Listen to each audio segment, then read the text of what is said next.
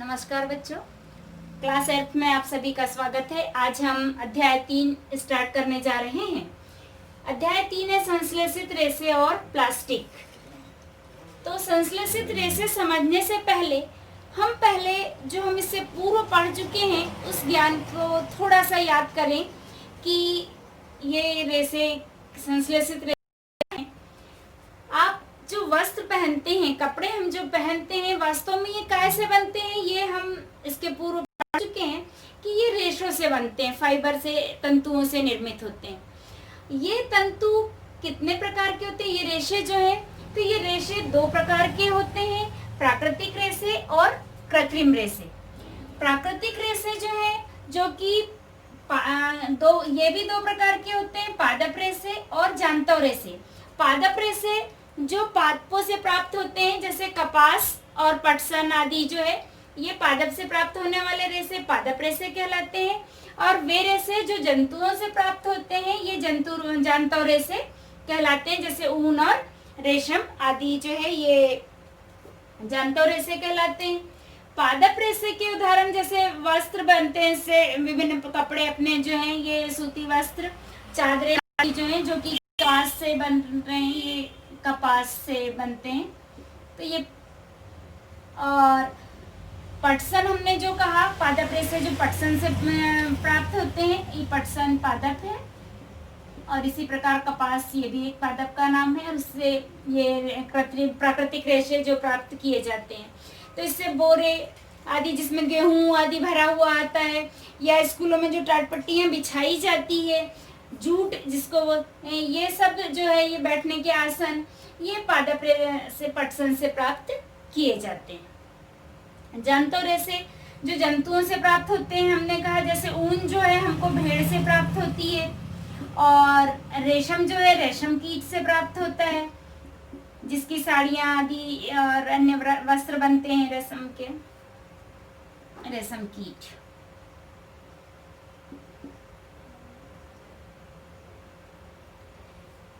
ये प्राकृतिक रेशों के बारे में हम इससे पूर्व में पढ़ चुके हैं। अब हमें पढ़ना है कृत्रिम रेशे, या जिन्हें संश्लेषित रेशे भी कहा जाता है। ये कृत्रिम रेशे इसलिए कहलाते हैं, ये वास्तव में मानव निर्मित रेशे हैं। इनको मनुष्य रसायनों द्वारा, ये पेट्रो रसायनों से निर्मित होते हैं, इसलिए इन्हें, चूंकि ये मानव निर्मित है, इसलिए इन्हें कृत्रिम रेशे कहा जाता है, या संश्लेषित रेशे भी कहा जाता है। इसके अंतर्गत आते हैं ये कृत्रिम रेशे जो है, ये जो प्राप्त होते हैं, जैसे ये पॉलीमर या बहुलक कहलाते हैं। ये एक छोटी छोटी इकाइयों से कई बड़ी इकाइयां मिलकर रसायनों की कई बड़ी इकाइयां बन जाती है, जिसको बहुलक कहा जाता है या पॉलीमर कहते हैं। इससे मिलकर ये संश्लेषित रेशे बनते हैं। फॉर एग्जाम्पल, जैसे कि एक ये मोती का एक माला है, तो एक छोटी छोटी एक सिंगल इकाई है। एक मोती यदि हमने कहा तो ये सिंगल इकाई है, दूसरा मोती ये एक एक करके ये एक एक इकाई है। पर इन इकाइयों को जब एक साथ आपस में पिरो दिया, तो इस प्रकार ये बहुलक बन गया। ये एक माला जो बन गई, ये बहुलक कहलाई। और यही जो है, ये संश्लेषित रेशा कहलाता है, जो रसायनों की छोटी छोटी इकाइयों से मिलकर बनता है। या इसको एक उदाहरण इस प्रकार भी समझ सकते हैं कि ये क्लॉथ पिन जो होती है, इनको एक के अंदर एक एक छोटी छोटी एक एक पिन जो है लगाकर और एक बड़ी इकाई बन गई, ये बहुलक कहलाई। इसी प्रकार रसायनों की बड़ी इकाई, इनको पेपर क्लिप के द्वारा भी समझ सकते हैं, या कपड़े टांगने वाली जो पिन एक के अंदर एक फंसाते हैं, ठीक उसी इन उदाहरणों द्वारा इसको समझा जा सकता है।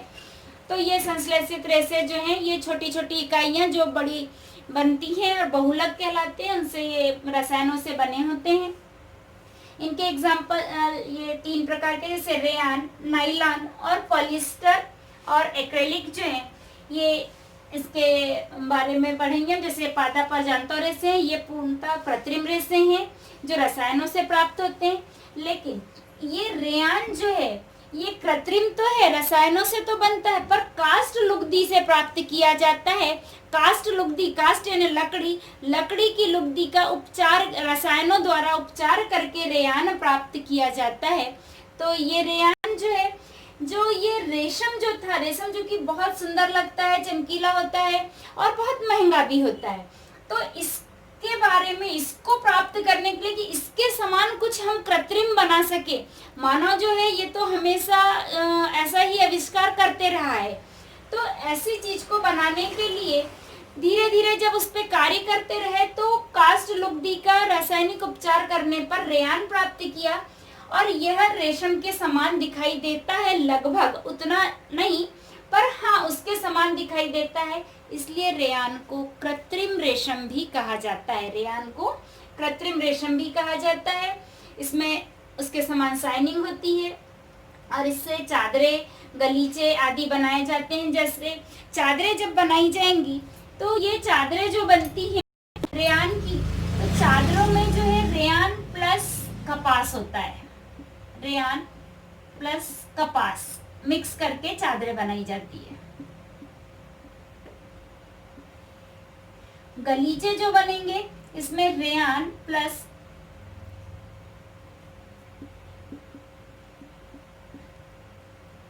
ऊन होता है, तो गलीचे बनाए जाते हैं। जैसे आप यहाँ पर देख सकते हैं कि कैसे रेयान की चादरें कौन सी होती हैं, गलीचे किस प्रकार से। तो ये देखिए कि ये रेयान की चादर, इसमें एक हल्की शाइनिंग होती है, जबकि ये कॉटन की जो चादर है ये सोबर तो बहुत होती है और इस पे बैठना एक गर्मी में भी बहुत सुकून देता है, जबकि ये शाइनिंग होती है, दिखने में सुंदर होती है, लेकिन थोड़ा सा गर्म करती है। इसमें जब गर्मी के दिन में यदि हम बैठे तो अनकंफर्टेबल फील होता है, क्योंकि ये थोड़ा सा गर्म सी लगती हैं।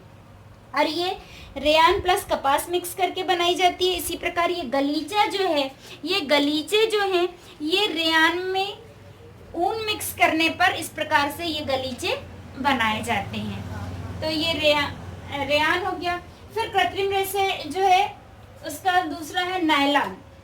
नायलॉन जो है ये इससे पर्दे आदि बनाए जाते हैं, रस्सी बनाई जाती है, टूथब्रश, इस प्रकार से ये टूथब्रश के रेशे जो हैं, ये टूथब्रश के रेशे जो हैं ये नायलॉन से बनाए जाते हैं। और ये पर्दे जो आप देख रहे हैं इस प्रकार से, ये पर्दे जो हैं, ये पर्दे ये भी नायलॉन से निर्मित किए जाते हैं। फिर इसके अतिरिक्त नायलॉन की रस्सियां आदि जो बनती है, पैरासूट बनता है।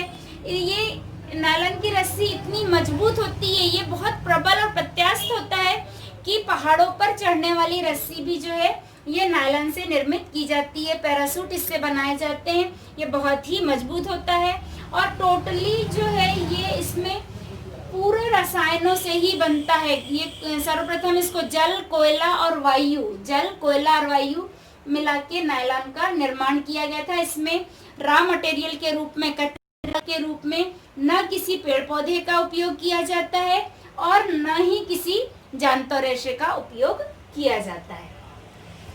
नेक्स्ट है पॉलिएस्टर और एक्रेलिक जो है, इसके एग्जाम्पल है पॉलिएस्टर के पॉलीकॉट, पॉलीवूल, टेरिकॉट। आप सुनते हैं कि टेरिकॉट के कपड़े और ये जो हैं इनमें दरअसल ये बहुत बढ़िया शाइनिंग देते हैं, और कई बार तो इनको प्रेस नहीं भी किया तो भी बहुत जल्दी अच्छे लगते हैं। इस प्रकार से जो है ये टेरिकॉट या तो इस पर सल नहीं आती, यदि हम ऐसा दबाएं तब भी सल नहीं आती है। जबकि जो है सूती कपड़ा जो होता है उसमें बहुत जल्दी सल आ जाती है, और सूती कपड़े जो हैं वो पानी को पकड़ के रखते हैं, जल्दी सूखते नहीं हैं। जबकि टेरिकॉट, पॉली, ये कृत्रिम रेशे वाले जो भी होंगे ये बहुत जल्दी सूख जाते हैं। और इससे जो है पॉलीवूल से ये पॉलीकॉट जो है, ये पॉलिएस्टर सबसे पहले हम समझ लें कि एस्टर और पॉली जो है, एस्टर एक रसायन है और पॉली जो है हमने कहा बहुत सारी इकाइयां जब जुड़ जाती हैं तो पॉली कहलाता है, तो पॉलिएस्टर होता है। ये फलों की गंध वाला एक रसायन है और उससे ये बनाए जाते हैं। इसमें जो है कपास और एस्टर मिलाया जाता है। पॉलीकॉट जब होगा तो यहाँ पे एस्टर प्लस कपास,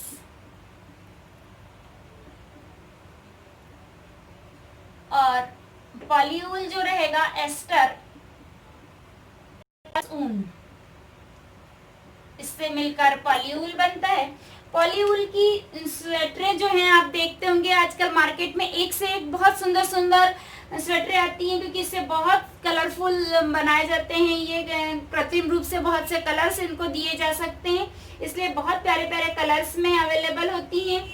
और इनकी स्वेटर्स जो गर्म भी होती हैं और सस्ती होती हैं, जल्दी सूख जाती हैं, इसलिए लोग इसका अधिक उपयोग करते हैं।